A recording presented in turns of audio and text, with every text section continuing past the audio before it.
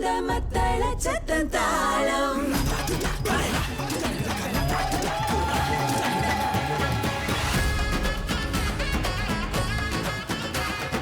நெஞ்சும் துடித்திடும் அந்த சத்தத்தில் தாளம். முரசு கொட்டும் அந்த மத்தள சத்தம் தாளம். வாரம் ஒரு முறை தவறாமல் வரும் தாளம் நிகழ்ச்சியில் உங்களை சந்திக்கிறோம். நம் சமூகத்தின் நிகழும் பல்வேறு முக்கிய நிகழ்ச்சிகளுக்கு நேரில் சென்று அவற்றை உங்களுக்காக தொகுத்து கொடுக்க வந்திருக்கிறோம். Our community organizations are making commendable efforts by organizing numerous events and initiatives for the benefit and well-being of the community. நம் இந்திய சமூகத்தின் நன்மைக்காக நடத்தப்பட்ட நிகழ்ச்சிகளை உங்களுக்காக கொண்டு வந்திருக்கிறோம். Let us now take a look at the events that we have in store for you today. Singapore மரபுடைமை விழா. Spanda, a Bharatanatyam showcase. இலக்கிய நாட்டிய நாடகம். திரைக்கடல் ஓடியும் திரவியம் தேடு என்ற பழமொழி கடல் கடந்து வணிகம் செய்ய வேண்டியதன் முக்கியத்துவத்தை வலியுறுத்துகிறது. சிங்கப்பூரின் பொருளியல் வளர்ச்சிக்கு கடல் துறையின் பங்களிப்பு மிகப்பெரியது. That's right, Divya. Singapore's maritime heritage is an important part of its identity and history. As an island nation located along major sea trade routes, Singapore grew from a small trading port into a global maritime hub. கடல் வணிகம் என்பது ஒரு கலாச்சார அடையாளம். அந்த கலாச்சார அடையாளத்தை கொண்டாடும் விழா தீவு முழுவதும் இடம்பெற்றது. Singapore Heritage Fest 2026 invited communities and youth to discover Singapore's rich maritime heritage. அதை பற்றி நாமும் இப்போது தெரிந்து கொள்வோம். சிங்கப்பூர் மரபுடைமை விழா 2026 நாட்டின் வளமான கடல் சார்ந்த வரலாற்றை நினைத்து பார்த்து சமூகங்களை கொண்டாடும் வகையில் நடைபெற்றது. பொதுமக்கள் அனைவருக்கும் மரபுடைமை எளிதில் புரியும்படி மேடை நிகழ்ச்சிகள் அமைந்தன. நம் முன்னோர்கள் கடல் கடந்து வந்து முன்பின் அறிமுகமில்லாத நாட்டில் ஒரு வேலையை தேடிக்கொண்டு தங்களின் அன்றாட வாழ்க்கையை சமாளிக்க வேண்டியிருந்தது. அவர்கள் சந்தித்த சவால்களை பற்றி சிந்திக்க தூண்டும் பல்வேறு நிகழ்ச்சிகளுக்கு ஏற்பாடு செய்யப்பட்டிருந்தது. இந்த ஆண்டு SHF மேரிடைம் ஹெரிட்டேஜ் என்ற தீமை ஒட்டி பல சுவாரஸ்யமான நிகழ்ச்சிகளை தயாரித்துள்ளோம். மக்கள் நம் முன்னோர்கள் சிங்கப்பூருக்கு எப்படி வந்தார்கள், என்னென்ன வேலை செய்தார்கள், எங்கே வசித்தார்கள், என்னென்ன வேலைகள் செய்தார்கள் போன்ற கதைகளை நாங்கள் ஒர்க் ஷாப்ஸ், டூர்ஸ், எக்ஸிபிஷன் போன்ற நிகழ்ச்சிகளின் வழி தயாரித்துள்ளோம். கடல் வழியாகவே நிறைய கலாச்சார பரிமாற்றங்கள் ஏற்பட தொடங்கின. பரந்து விரிந்து கிடக்கும் கடல்கள் நாடுகளை பிரிப்பதில்லை. பல 100 ஆண்டுகளாக துறைமுகங்களும் கடற்கரை நகரங்களும் கலாச்சாரங்கள் சங்கமிக்கும் இடங்களாக திகழ்ந்து வருகின்றன. அவற்றை பற்றி அறிந்து கொள்ளும்படி பயிலரங்குகள் இடம்பெற்றன. பயிலரங்கிற்கு வந்தவர்களுக்கு இந்திய பாரம்பரிய கலை வடிவங்களை அச்சில் உருவாக்கும் நுணுக்கங்கள் கற்றுக் கொடுக்கப்பட்டன. பரதநாட்டிய முத்திரைகள் இல்லாட்டி நம்ம இந்திய துணிகளில் வந்த டிசைன்ஸ் அந்த மாதிரியெல்லாம் வந்துட்டு நாங்கள் போட்டு காட்டுறோம். அவங்களுக்கு சொல்லி கொடுக்குறோம். அவங்க வந்து இந்த கட் பண்ணிவிட்டு அதை அவங்க கையோடு எடுத்துகிட்டு போயிடலாம். எடுத்துகிட்டு போய் அவங்களுக்கு பிடிச்ச மாதிரி அவங்க கார்டுலேயோ பேப்பர்லேயோ துணியிலையோ அவங்களே பிரிண்ட் பண்ணலாம். வகுப்பறைக்குள் பாடமாக நடத்துவதை விட வெளியில் ஒரு பயிலரங்கை ஏற்பாடு செய்து நடத்தும் போது கலாச்சாரத்தை பற்றி இன்னும் நிறைய கற்றுக்கொள்ள முடிகிறது. ஏஷியாவோட ஹெரிட்டேஜ்னு பார்த்தீங்க அப்படின்னா முக்கியமான 2 கல்ச்சர் வந்து ரொம்ப ரிச்சான கல்ச்சர் இருக்கிறது. சைனாவும் இந்தியாவும் இருக்குது. மலே கல்ச்சரும் அதில் அதே மாதிரி வருது. ஸோ இப்போது நம்ம சிங்கப்பூரில் ஒன்றா வாழ்கிறதுனால இந்த கல்ச்சர் எல்லாமே ஒரு இன்டர்சேஞ்ச் பண்ணிக்கலாம் அப்படிங்கிறது தான் ஒரு யூஸ்ஃபுல்லான ஒரு மேட்டராக இருக்கும். ஸோ இதுக்கு என்ன பண்ணுவோம், நாங்கள் எல்லா ஸ்டூடெண்ட்டுக்குமே வந்து இந்த கல்ச்சரை வந்து நாங்கள் ஆர்ட் மூலமாக சொல்லிக் கொடுப்போம். கடல் வழியாக வர்த்த பாதைகள் உருவாக்கப்பட்டு சிறந்த வர்த்தகம் நடைபெற்றது. அந்த காலகட்டத்தில் திகழ்ந்த சம்பவங்களை தொகுத்து அவற்றை பொதுமக்களுக்கு எடுத்துக் கூறும் படைப்புகள் இங்கே இடம்பெற்றன. குறிப்பாக தற்காப்பு கலையில் ஏற்பட்ட மாற்றங்கள் இங்கே சித்தரிக்கப்பட்டன. கடல் ஒரு தடை இல்லை, அது கலாச்சாரங்களை சேர்ந்து வைக்கும் ஒரு வழிபாதை. இந்த வழிபாதை பாதுகாக்கப்பட்டதால் தான் இப்போ தென்கிழக்கு ஆசியாவில் நீங்கள் கலைகள், வர்த்தகம், போர்க்கலைகள் இதெல்லாம் ஒன்றோடு சேர்ந்து வந்திருக்கின்றன. கடல் வழியாக ஏற்பட்ட தொடர்புகள் வெறும் பண்டங்களின் பரிமாற்றத்தோடு நின்றுவிடுவதில்லை. உணவு, கலை, கலாச்சாரம், தற்காப்பு கலைகள் என்ற எண்ணிலடங்கா பரிமாற்றங்கள் இடம்பெற்றன. கடல் வழி சந்தித்தவர்கள் கற்றதும் பெற்றதும் மிக அதிகம். சிங்கப்பூர், மலேசியா, இந்தோனேஷியா, தாய்லாந்து இந்த நாடுகள்லாம் பார்த்திங்கன்னா மலாக்கா நீரிணையில் இருக்கிற நாடுகள். அவங்களுக்கெல்லாம் என்ன ஒரு ஒற்றுமை இருக்குன்னா, நிறைய தமிழ் கலாச்சாரங்கள், அந்த சாயல்கள் வந்து நிறைய வந்து ஒரு காமன் தீமாக அங்கே இருக்கும். அது எப்படி வந்துச்சுன்னு நாங்கள் வந்து ஆராய்ச்சி செஞ்சு பார்க்கும்போது நம்ம தமிழ்நாட்டுக்கு போகணும். தமிழ்நாட்டில் வந்து சோழர்கள் அவர்களுடைய படையெடுப்பினால் ஏற்பட்ட மாறுதல்கள், அது தாக்கம் இந்தந்த வெவ்வேறு நாடுகளில், அதனால் எவ்வாறு வந்து நம்ம தற்காப்பு கலைகள் எப்படி மாறி இருக்குன்னு பார்த்தோம். இது போன்ற நிகழ்ச்சிகள் இளைய தலைமுறையினருக்கு நம் முன்னோர்கள் கடல் வழியாக கடந்து வந்த பாதையை எடுத்து கூறுகிறது. பல்வேறு கலாச்சாரங்களின் சங்கமத்தை கொண்டாடி மகிழ இது போன்ற விழாக்கள் தொடர்ந்து நடைபெறுவது முக்கியம் என்பது வலியுறுத்தப்பட்டது. இந்த மாதிரி நிகழ்ச்சிகள் ரொம்ப ரொம்ப முக்கியம். இது ரொம்ப அவசியம் நம்ம சிங்கப்பூருக்கு. நான் வந்து இந்தியாவில் வந்திருக்கேன், ஆனாலும் I feel home here because of this melting pot of different cultures. நான் தமிழ்ன்றதுனால I feel part of this society. அதே மாதிரி தான் சீன மக்களுக்கும் சரி, மலை மக்களுக்கும் சரி, யூரேஷியன்ஸ்க்கும் சரி, அவங்க வந்து இந்த மாதிரி ஆக்டிவிட்டீஸ் கவர்மெண்ட் சப்போர்ட் பண்ணுறதுனால தான் everybody is able to express their art form in different forms and different cultures. 23ஆம் முறையாக நடைபெறும் சிங்கப்பூர் மரபுடைமை விழா கடல் வழி சிங்கப்பூரை உலகத்தோடு தொடர்பு படுத்தி முன்னேற்றம் காண செய்த சமூகங்களை போற்றியது. தீவு முழுவதும் இடம்பெற்ற கண்காட்சிகள், பயிலரங்குகள், கலை நிகழ்ச்சிகள் கடலோடு சிங்கப்பூர் கொண்டிருக்கும் ஆழமான, அழகான, அர்த்தமுள்ள உறவை மே மாதம் முழுவதும் நினைத்து திளைத்தது. கடல் வணிகம் பற்றிய இது போன்ற திருவிழாக்கள் நமது முன்னோர்களின் கடின உழைப்பையும் அவர்கள் நமக்காக விட்டு சென்ற வளங்களை பற்றி தெரிந்து கொள்ளும் வாய்ப்பையும் வழங்குகிறது. Remembering our history is essential as it anchors our identity, prevents the repetition of past mistakes and allows us to build upon past successes. கடந்த காலத்தில் நமக்கு கிடைத்த கலைகளையும் நாம் மறந்துவிடக்கூடாது. Our next story takes us to a Bharatanatyam performance titled Spanda, coming to you right after this short break. Stay with us.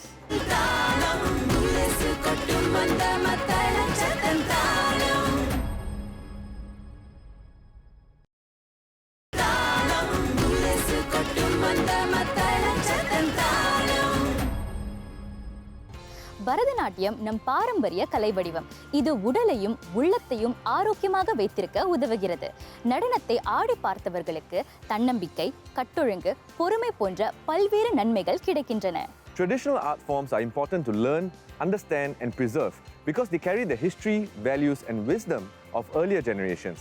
They help communities stay connected to their roots while teaching respect for culture and heritage. நம் பாரம்பரிய கலைகளை புதிய சிந்தனையோடு படைக்கும் போது அவை ரசிக்கப்படுகின்றன. அண்மையில் Malaysia பரதநாட்டிய கலைஞர்களோடு இணைந்து இங்கு ஒரு நிகழ்ச்சி படைக்கப்பட்டது. நம் பாரம்பரிய நடனங்கள் எத்தனை அழகானவை என்பதை அந்த நிகழ்ச்சி எடுத்துக்காட்டியது. Preserving traditional arts ensures that future generations can continue to learn from them. They also bring communities together through performances, festivals and shared cultural experiences. சமூகத்தை கலை மேடையின் மூலம் ஒருங்கிணைத்த அந்த நிகழ்ச்சியை உங்களுக்காக கொண்டு வந்திருக்கிறோம். Here is Spanda, Rise of the Inner Pulse.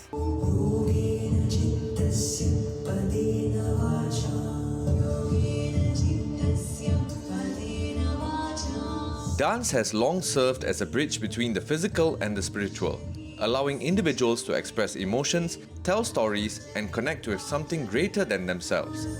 Across cultures, movement has been used not only as an artistic language, but also as a pathway towards reflection, healing, and self-discovery.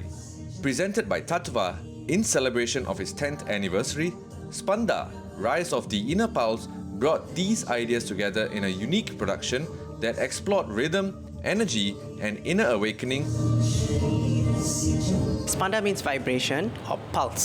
So the aim behind this dance production is to bring body, mind and breath into focus using Bharatanatyam and contemporary dance, amalgamating it in and trying to project it to the audience and trying to be as accessible to the audience. This concept wellness and arts and wellness, right, is actually quite interestingly new. So we have tried to experiment it. Rather than presenting wellness as a modern concept, Spanda draws upon traditions where music, movement, and mindfulness have always been part of everyday life. The production explores how these practices continue to shape the way we understand balance, awareness, and personal growth. Through choreography, soundscapes, and visual storytelling, the performers sought to transform these abstract ideas into a shared experience for audiences. Wellness is always in our roots through music, through our way of life. So it's very easy to connect to the dance and to the music. Mainly if I talk about music, music is infinity. It's all over the world. We start along with the Indian music and how it is connected through the North Indian ragas, and it's worldwide like Persian music, all that we have confluence to that. So in relevance to that music, we have complemented the dance too. Behind every movement in Spanda was a process of experimentation, collaboration, and discovery. Bringing together Singapore-based Tattva and Malaysian dance group Lasya Arts, the production created a platform for artistic exchange where performers could explore unfamiliar perspectives and expand the boundaries of their practice.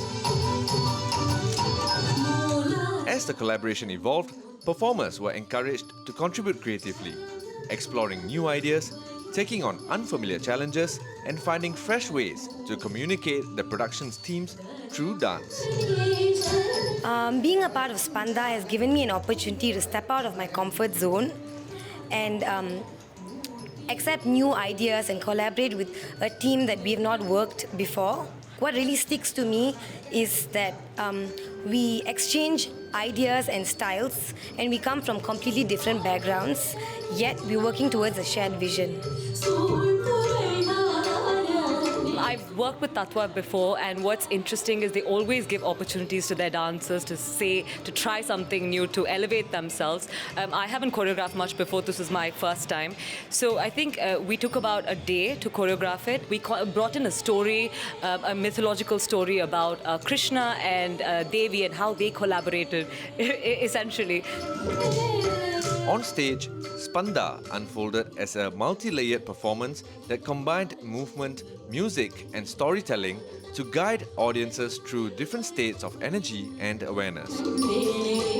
Drawing inspiration from mythology and diverse performance styles, the production presented each segment as part of a larger narrative exploring transformation, consciousness, and inner harmony.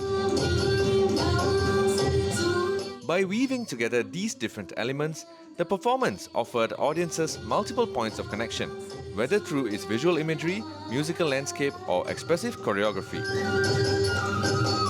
I am a modern dance practitioner on a daily basis. Going back into doing a traditional dance form, it's something, it's like a revisiting of a form, you know, like, and to me it's a very, very interesting experience. Going back, understanding the nuances of the movements, and it kind of like the idea of revisiting it makes it a very fulfilling experience. At its core, Spanda reminds us that tradition is not merely inherited, it is continually rediscovered. Each generation engages with it differently, asking new questions, exploring fresh perspectives, and uncovering new possibilities. And perhaps that is what keeps it alive, its ability to evolve, inspire, and connect, allowing timeless ideas to find new expression in every generation.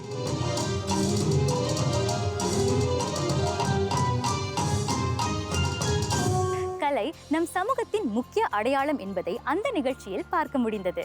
While we preserve our past, it is equally important to plan for the future. எதிர்கால தலைமுறையினர் தொடர்ந்து தமிழை பயன்படுத்தும் வழிகளை நாம் இன்றே சிந்திக்க வேண்டும். அப்படி சிந்தித்த நிகழ்ச்சிக்கு தான் அடுத்து உங்களை அழைத்து செல்ல போகிறோம். That is a story that you should not miss. Coming to you right after this short break. Stay with us.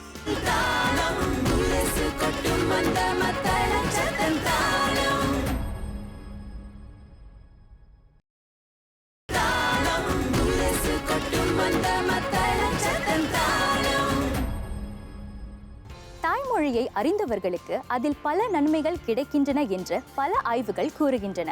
அது மொழி மட்டும் அல்ல, பாரம்பரியத்தை அறிந்து கொள்ளவும் நம் அடையாளத்தை புரிந்து கொள்ளவும் தாய்மொழி கட்டாயம் தேவைப்படுகிறது. Mother tongue is more than just a language. It is a carrier of a community's history, values, traditions, literature, and identity. It connects individuals to their roots and helps preserve cultural heritage across generations.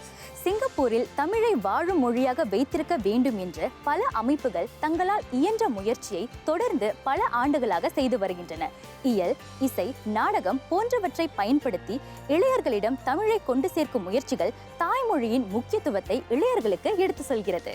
Understanding their mother tongue helps young people appreciate where they come from and the journey of previous generations. Languages can weaken over time if they are not spoken and passed down. Young people play a crucial role in keeping them alive. 7 வயது முதல் 13 வயது வரையிலான சிறுவர்கள் தமிழை சரளமாக பயன்படுத்த நாட்டிய நாடகத்திற்கு ஏற்பாடு செய்யப்பட்டிருந்தது. அது இடம்பெற்ற தமிழர் திருநாள் நிகழ்ச்சிக்குத்தான் நாம் இப்போது போகிறோம். வாருங்கள். தமிழோடும் சமூகத்தோடும் இணைந்து இயங்க வேண்டும் என்று விரும்பிய மாதவி இலக்கிய மன்றம் தமிழர் திருநாள் நிகழ்ச்சியை 46வது முறையாக அரங்கேற்றியது. தமிழ் பண்பாட்டின் பெருமைகளை இளைய தலைமுறையினர் அறியும்படி உரை, கலை அங்கங்கள் நிகழ்ச்சியில் சேர்க்கப்பட்டிருந்தன. இலக்கியங்களை இனிய எளிய முறையில் படைத்தால் இளையர்களை கவரலாம் என்பதை இந்த நிகழ்ச்சி எடுத்துக்காட்டியது.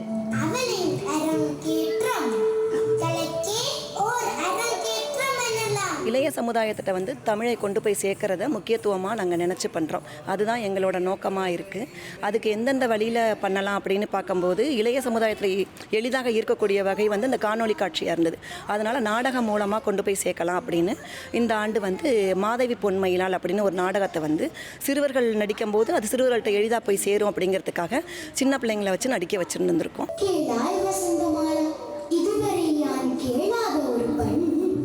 மாதவி என்ற கலைமகளின் சிறப்பு இங்கே காட்சிப்படுத்தப்பட்டிருந்தது.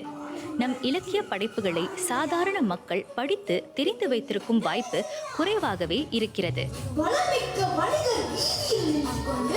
சிலப்பதிகாரம் போன்ற இலக்கிய படைப்புகளில் புதைந்து கிடக்கும் இனிய கருத்துக்களை அனைவருக்கும் கிடைக்கும்படி நிகழ்ச்சி இருக்க வேண்டும் என்பதில் கவனம் செலுத்தப்பட்டிருந்தது. சிலப்பதிகாரம் என்று சொன்னாலே வந்து கோவலன், கண்ணகி, மெயினாக பார்த்தா கண்ணகியே நாங்கள் ஃபோக்கஸ் பண்ணி பார்ப்போம். ஆனால் மாதவின்ற ஒரு கேரக்டர் அவங்களோட சைடில் இருக்கிற அவங்களோட பாயிண்ட் ஆஃப் வியூ, அவங்களுக்கு என்ன நடந்ததுன்றது எல்லாருக்கும் தெரிஞ்சிருக்க வாய்ப்பில்லை. சொல்லப்போனால் நான் இந்த நாடகத்தை தயாரித்து நடத்துறதுக்கு ரெடியானதுக்கப்புறம் நான் தகவல் தேட எனக்கே ஆச்சரியமாக இருந்தது. அவ்வளவு எனக்கு தெரியாத தகவல்களே இருக்கும்போது சாதாரண மக்களுக்கு சாதாரண வாழ்வில் தெரிந்திருக்க மிகவும் வாய்ப்புகள் குறைவு.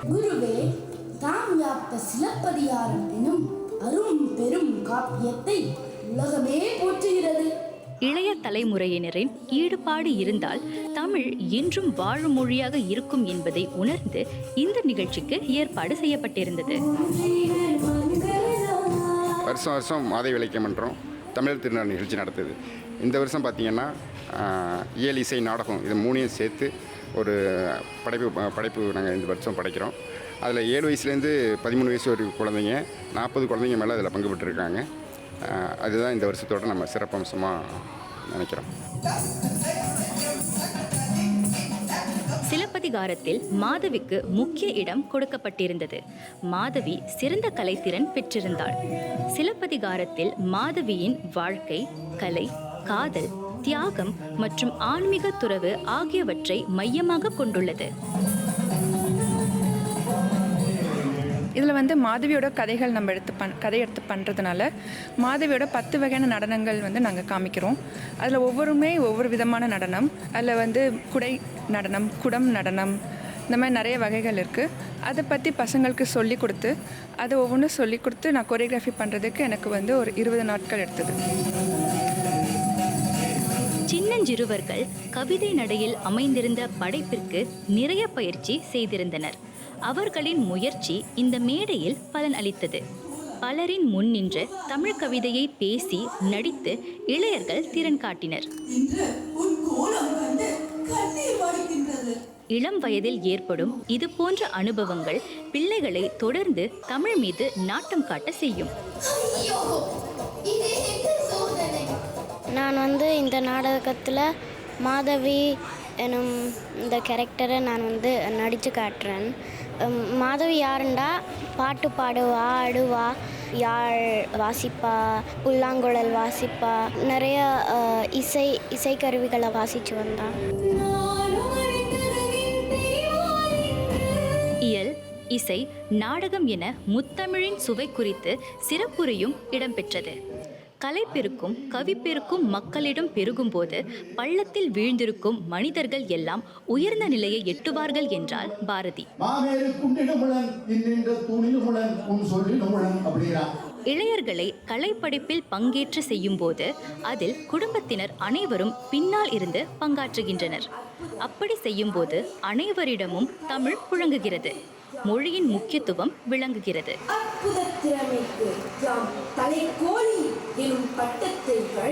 தமிழ் சார்ந்த நிகழ்ச்சிகளில் பங்கேற்கும் போது ஒரு குடும்பமே அதற்கு தயாரிக்கிறது. பிள்ளைகள் பங்கேற்கிறார்கள், நடிப்பையோ பேச்சையோ ஏதோ ஒன்றை முன்னிட்டு ஒரு போட்டிகளுக்கு போகிறார்கள் என்று சொன்னால் பெற்றோர்கள் அதற்கு கற்றுத் தருகிறார்கள், படிக்கிறார்கள், வாசிக்கிறார்கள், தயாரிக்கிறார்கள். அப்படி என்றால் ஒரு குடும்பமே ஒரு மொழி வளர்ச்சிக்கு பின்னால் இருக்கிறது என்று சொன்னால் இந்த போட்டிகள் ஒரு அடிப்படை காரணம் என்று நான் கருதுகிறேன். சமூகத்தோடு தொடர்பு கொண்டு தமிழை வளர்க்கும் நோக்கத்தோடு நடத்தப்படும் இது போன்ற நிகழ்ச்சிகள் தாய்மொழியின் முக்கியத்துவத்தை எடுத்து கூறுகின்றன. நம் இலக்கிய படைப்புகளில் தெரியாத பல விவரங்களை எடுத்து சொல்லும் தளமாகவும் இவை விளங்குகின்றன. இளம் படைப்பாளர்களின் அற்புத தமிழ் திறமையை மேடையேற்றி அனைவரையும் தமிழை நேசிக்கும்படி கேட்டுக்கொண்டது தமிழர் திருநாள் 2026. நம் சமூகத்திற்கு பங்களித்த 3 கதைகளை உங்களுக்காக படைத்தோம். அவற்றை கடந்த அரை மணி நேரமாக எங்களோடு பார்த்து மகிழ்ந்த உங்கள் அனைவருக்கும் நன்றி. If you have any interesting story that you would like to share with the community, do write in to us with the full details and we will be in touch with you. எந்த நிலையிலும் சவால்கள் இல்லாத காலம் என்ற ஒன்று இருந்ததே இல்லை. இருப்பினும் காலம் நம் முன் வைக்கும் சவால்களை கடக்கலாம், துணிச்சலோடு நடக்கலாம். அதற்கு காலத்திற்கு ஏற்ப நாம் மாறிக்கொள்ள வேண்டும். நம்பிக்கையோடு சவால்களை எதிர்கொள்ளும் போது வானம் கூட வசப்படும். At the same time, adapting does not mean forgetting one's values or identity. Rather, it involves combining tradition, knowledge and contemporary skills to keep moving forward successfully. அந்த எண்ணங்களோடு இன்று உங்களிடமிருந்து விடைபெறுவது தவா, திவ்யா. இது தாளம் இந்தியன் பீட். நெஞ்சம் துடித்திடும் அந்த சத்தத்தில் தாளம், முரசு கொட்டும் அந்த மத்தள சத்தம் தாளம்.